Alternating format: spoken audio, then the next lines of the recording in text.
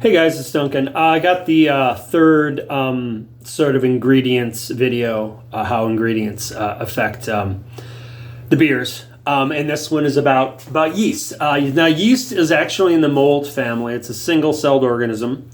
And like us, it metabolizes sugars and other things and produces byproducts. In this case, the yeast will produce ethanol, which is your alcohol, and CO2, which is your carbonation. So there's different types of yeast, brewer's yeast, baker's yeast, everything, wine yeast, cider yeast. But the brewer's yeast we use, our house yeast, is an English yeast. It's known as the West Yorkshire or Timothy Taylor yeast.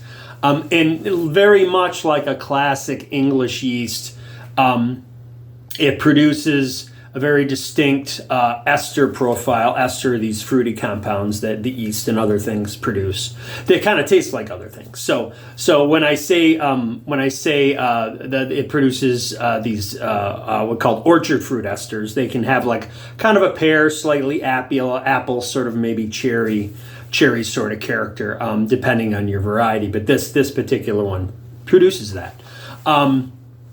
It's also known as a top cropper. It sort of works at the top of a vessel. That's why we use mostly open fermentation. I did a video for the open versus closed fermentation. You can refer to that. But essentially what it does is sort of sits on a nice little cake on top of the beer as it ferments it. And near the end, we can harvest it and repitch it. It's a real, and that yeast is really healthy. And there's different type of, so that is an ale yeast that fits in the ale. So essentially the two categories are ale and lager.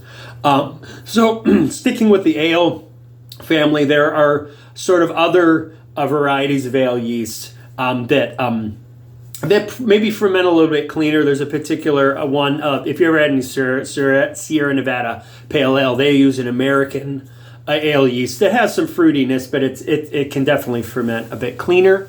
Hefeweizen yeasts, they are used to make Hefeweizen German wheat beers. Technically they are ales, but they produce that classic banana clove, maybe some honey character in the beer. Again, you're not adding any of that stuff. That's literally compounds being created by the yeast as it's fermenting. And then of course your Belgian yeasts, which are sort of related to Hefeweizen, the different ones, they can produce some clove and banana, some bubble gum. Also, they can produce a lot of spicy, peppery character, phenol. So if you've had any sort of Belgian beer, you'll definitely get some of those characters from it.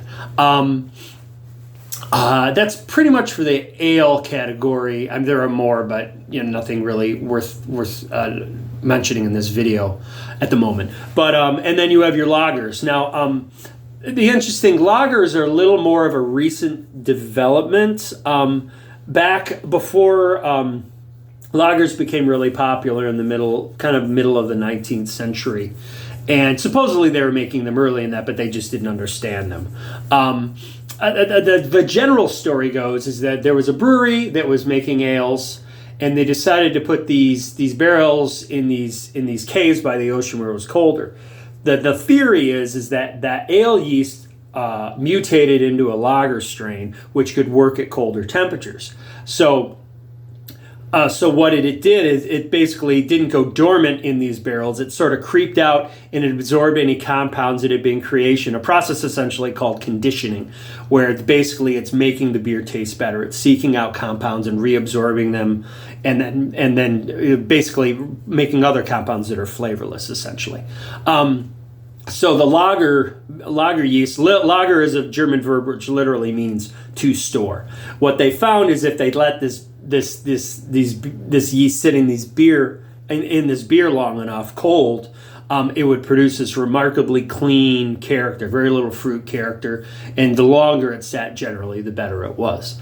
So there are a number of different varieties of a lager yeast as well, but generally as a lager, it's cold fermented, and you cold age it for the best results. Some produce more fruity estery lagers, some produce less. Some are more sulfury. Often a lot of lagers have a good deal of sulfur compounds. The longer they can sit, some of those sulfur compounds will settle out of the beer. So our house yeast, like I mentioned, is the Timothy Taylor yeast. So the War Bear, the red, the Shearwater, those house beers all get our Timothy Taylor, so they'll have a lot of that character. The Victor's Gold technically is a lager, so we use a lager yeast ferment, so it's going to have some of that sulfury, but it's generally much, much cleaner. A lot of our lagers we make will be made with lager yeast as well. I will mention we do a certain amount of wood aging, 1 barrel literally wood aging, so we only release it a couple times a year. But that wood barrel has become inoculated. It's an old bourbon barrel, but we've had so many beers in and out of it. It's become inoculated with microfauna, more specifically wild yeasts like Brettanomyces.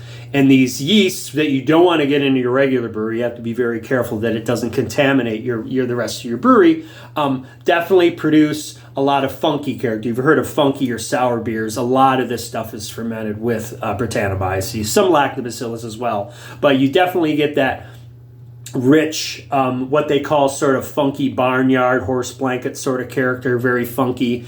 Often you'll get some tartness from it. Sometimes you'll get a lot of interesting, almost pineapple-y sort of fruitiness from a beer that's been aged with bread or aged in a barrel that has bread as well. So anyway, those are sort of the compounds and the things you can get from yeast. And it's probably, I'm trying to decide what is more important, malt, hops, or yeast. I mean, you really couldn't make beer without any of them, honestly. You definitely couldn't make beer without yeast, so maybe that is the most important. Anyway, lesson for us all. Anyway, any questions, let me know. See ya. Bye.